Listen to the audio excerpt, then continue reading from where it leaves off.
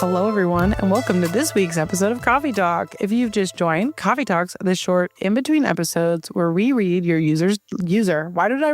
listener-submitted stories, hang out with friends, talk about witchy pop culture, or chat with you about what is going on in our personal practices.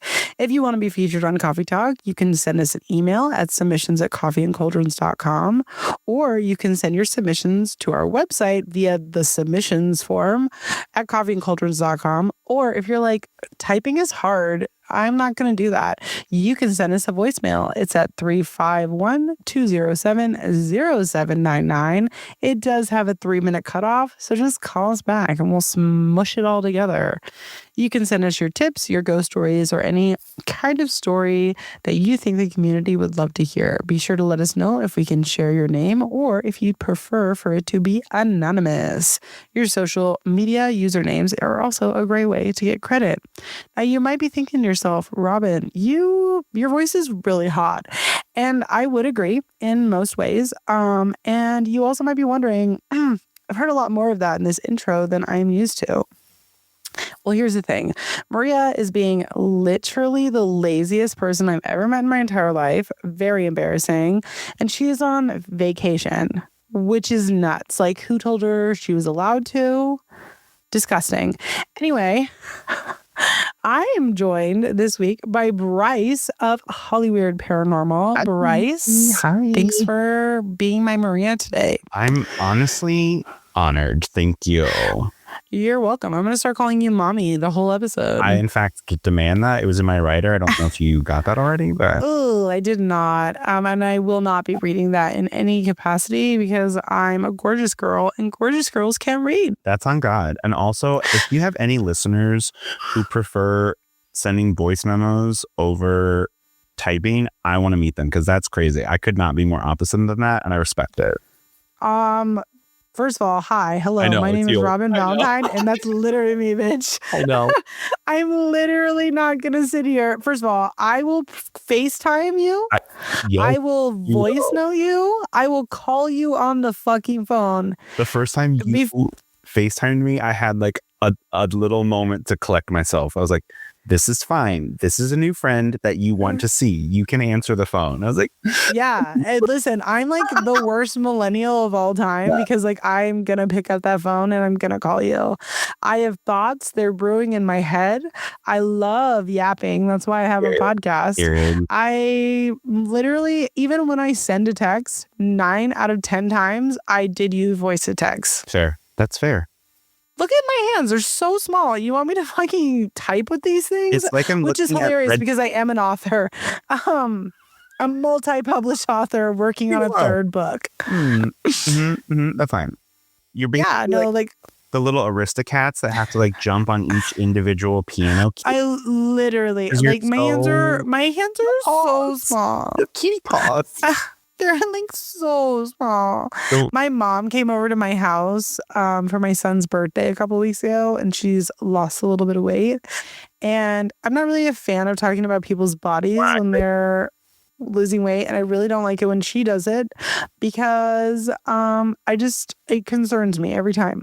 So I immediately flipped the script and was like, you're just like so tiny. And then I started like blowing wind at her, and I was like, careful, she's gonna blow away. And how did she not like that? She did not like that. And then she did not care for it. So I said, careful, there's a crack. You might fall through. Oh, came off. No. Yeah. That I was like, Mom, do you want to get in my pocket? It's a tough, that generation. It's a tough sell. Well, the thing is, I have kids and I don't really like us talking about our bodies in front of children. I think that is inappropriate. And so I'm going to immediately make you not like it. So that way you stop doing it. We have to. I want my kids to have positive, healthy images of their bodies and like their bodies because their bodies are strong and growing. Yeah. I do not have children, as you know. I have a dog. What? And I thought that's what we bonded over immediately was that you have 5 kids. This is crazy. I'm learning a lot. Violent competitive streaks and the tower card, and that's it. That's it. No. For those of you who haven't listened to the Windy City recap episode that we did, Brice and I initially met at Windy City. He was a presenter too, but we were on the stage together for Paranormal Pictionary on a team. And we literally looked at each other and we're like, we're going to fuck these people up. And we did. Yeah, we did. Look, I'm not saying that like a 9-1 victory deserves to be in some kind of Hall of Fame, but I'm not saying it either. The facts also do speak for themselves. Like so. Miles, Michael Phelps, us. Yep. Many people actually notice about me right away. They go, "Are you a 6'7" professional swimmer?" It's the first thing I said about you.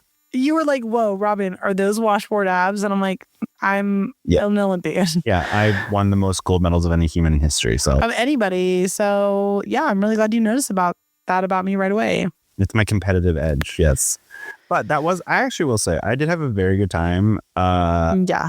I know we both have done little recappy episodes, but that was the best. Like that game was super fun, but meeting other like-minded people, even down to the like, oh, you're crazy competitive too, was the best. It was the best. Like, it was just nice. Like Maria and I talked about it so much. Obviously the para world is slightly different than the witchcraft and occult world, but the witchcraft world can be very toxic. You have a bunch of people with a religious trauma. Not everyone, but a lot of people who have religious trauma, and that can manifest itself in some kind of not fun ways. And so being with a bunch of like-minded people that don't carry that necessarily same toxic baggage was a 12 out of 10. I feel that in a very parallel way because I was raised insanely religiously, and like I think especially this is all I do on our podcast. I talk about coffee. I go on stupid political rants that no one asked for. And that's pretty much it, actually. Welcome to Coffee and Cauldrons. And then sometimes we talk about witchcraft. Oh, it's fine. But I think especially as like I as a cis white man who happens to be queer, I think not that it's a competition, but I think I do have like the least amount of like oppression Olympics possible. And so I think it's important to say this is where intersectionality comes in, because yes, in the paranormal community, it's so similar of this like weird ego contest of like, oh no, like gatekeeping. It's like, well, when you you become the thing that you were trying to get out of when you're deconstructing religion, when you're getting Jessica, which you also met Jess there, right? Jessica is one of my best friends, and her and I have talked a lot about how when some people get a little bit of fame, and when we when we run in these like niche communities, it is pretty easy. It's much more likely to get a degree of fame within, the context of this micro niche community. And it is very interesting to see how some people become just these massive douchebags. They get the tiniest amount of attention and then they just become just dicks. Yeah. And I just find it very fascinating. And I think that it becomes, it brings out the toxicity in some people. And look, we're all on our little journeys, and I would never try and sit in judgment of someone, because I certainly have blind spots. I would. You would. I would judge everyone. I know. But I honestly think that that's pretty much what makes me really powerful and cute and hot. So and do consider that. It's like the Supreme Court called and they said, we're actually opening up a seat. Are you available? And I was like, I wish I could, but I've got to talk about VH1 reality television. I don't have time for this. And your priorities are correct, frankly. My priorities are correct. Yeah. VH1. Wow. Yeah. What an era. What a time. Actually, we're going to talk about this because I did talk about it in the last episode. See, I lured Brice in to record this with me by telling him we were going to talk about ghosts. Oh, false. We're going to talk about the ghost of our past, which is Flavor of Love. 100%. I talked about this a little bit on the last episode. It has now occurred. I did a presentation with some friends and I thought I was going to win, and I did not. Shout out to Beth. You absolutely took it home, girl. I want to see Beth. I am a little shocked. Yeah. I did a great job, but Beth fully fucking killed it. 12 out of 10. Love that. She is going to listen to this episode. I'm certain of it. And so, Beth, you did great. But I did do a little presentation on VH1 reality shows, and I included the clip of Tiffany Pollard from Celebrity Big Brother UK doing her monologue against Gemma Collins. It was an example of like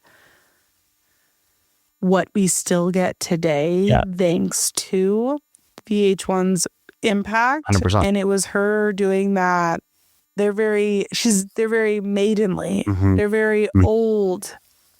Somebody told her she was cool, flying hot, and they most certainly lied to her. And I think about that all the time. All the time. And that's why I don't have time for the Supreme Court. That's really what this comes down to. I texted you this today, but like Tiffany Pollard really is, I think there is a strong argument to be made that she is the most influential reality television. Like she is a meme generating, soundbite generating factory. It is wild how good she is at reality TV. So internet culture and VH1 reality, these are my Roman empires. I have friends that will call me and be like, Robyn, I need you to explain, why is this person famous? And I'm like, sit down, bitch. You've got the next hour of my life. I've got time. Yeah, period. I was raising my children. No, I'm done. Not for the next 60 minutes. Don't those things basically raise themselves? I mean, I wish. Not mine. He does still poop his pants sometimes. It's a thing. Anyway, and don't even get me started on the little one. She's just like, can't talk. She's like still using diapers. It's crazy. Wild. Women in STEM. But Tiffany Pollard is, in my personal opinion, not just one of the most influential reality stars of all time, but I think that she is one of the most influential pop culture moments that continues to give. And she is also taken an opportunity that she was given and turned it into a fully functioning career. Yeah. If there has been a reality TV show, she has been on it. She is of the exact same level of pop culture influence as Trisha Paytas. 100%. Changed my mind. No, 100% agreed. And the only difference between her and Trisha Paytas is that everyone has gone into their understanding and relationship with Tiffany Pollard to be like, oh, well, she's problematic, so that's what we're expecting. For some reason, Trisha Paytas, they continue to think that she's like improving herself, and then she'll go and do something crazy, and they're like, how could we have seen this coming? Yeah, that is a crazy one, because I think, again, not to like delve into like a little rant, but here we go. But I mean, there is a race issue on God, because 1,000. What a great example of it too. Really? Because there is this parallel here of these two women's careers that have been just business, both of them, and they continue to put stuff out, and yet one of them is like categorized as, I'm going to use this word in its lack of a better term, but ghetto. And the other one is, well, she's the blonde American dream. And look, she has been done dirty. I will also defend Trisha Paytas with my life. 1,000%. 1,000%. This is also a person who has done blackface, who has dressed up in very questionable costumes, who has done parody bits of... And we continue to just be like, well, the nice white lady said she's going to do better, and then she doesn't. And we go, or like she does for a bit, and then she'll go and do something. And like, I do believe that both of these women are actually incredibly intelligent and are very good at what they do. But for some reason, we have one of them where we were like, well, that's just what we expect. And it's because she's black. Yeah, 100%. It's crazy. Look, I will say, I think we are in a lovely little time everything else is on fire, obviously. But we are in this like nice little time where like we're actually, as a country, doing really good right incredible. now. No, it's actually not concerning at all. None. We're actually, honestly, you guys, what a time to be alive. Thank God he turned the Supreme Court down. And just for those of you who have sarcasm deafness, that was a joke. Have to, laugh to, keep from crying. It's fine. But we are in this weird little renaissance where like women specifically from the early 2000s that were sort of maligned are kind of having this like renaissance moment where we all admit that like, oh, we didn't hate them. It was just cool to hate women and we don't have to do that anymore. I am here for Paris and Nicole, again, with their problems. Like we can hold people accountable and understand. Tiffany Pollard is a great example. There's just so many like these people who are having these like, oh yeah, Ricky Lake I saw was coming back too. Crazy. Which is crazy. I love it, but it's crazy. It's crazy. Like speaking of like problematic people that like have had a turnaround. And for anybody who goes, well, Ricky Lake wasn't problematic, that's because she's white.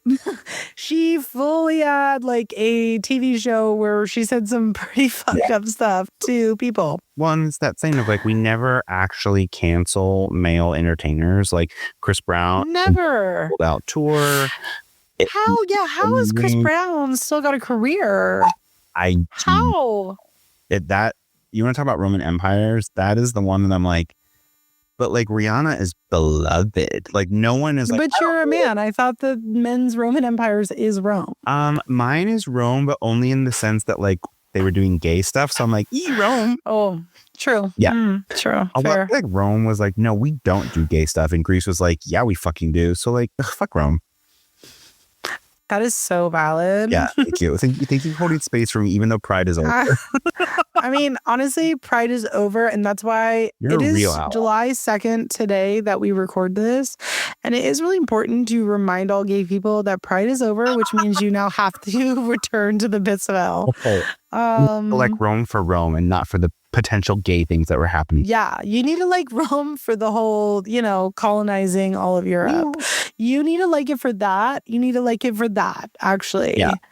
And this is a witchcraft podcast, so you can also like it for like Dionysus and stuff. Oh, yeah. But I love him. He's great. Not for gay stuff. No. Well, Dionysus is not straight in any will. There's no way. No, okay, first of all, yes, he is, because this is July 2nd. Okay. My bad. Honestly, that was really fucked up for you to forget what day of the year it is. Right around the corner from Old Navy's 4th of July sale, the Straight Pride Hall. This is crazy. I'm such a bad animal. Have you gotten your American flag 2025 Old Navy shirt yet? Probably not. I have not, but I do own several pairs of the cheapy little flip-flops because nobody makes them like Old Navy. I'm sorry. Here's a little Old Navy question for you. No. Did your parents buy you a annual Old Navy 4th of July shirt growing up? No, or did they hate you? They did hate me, unfortunately. Oh, okay. That is unfortunate. Well, we were raised so religiously, so we were very like no branding on our clothing. Okay. Mm-hmm. So that was like sort of the thing. It was a big deal the first time I went on. You have unearthed such a specific memory. I literally just almost made a joke that was like so bad.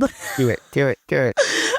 I was literally just going to make fun of you when you said no branding. And I was going to say, oh, was your denim floor like dress? Like your hair had to be coiffed in that way? My bread loaf braid touched the hem of my long jean skirt. Yes, very much. I went on the grade. Not to make fun of your upbringing, but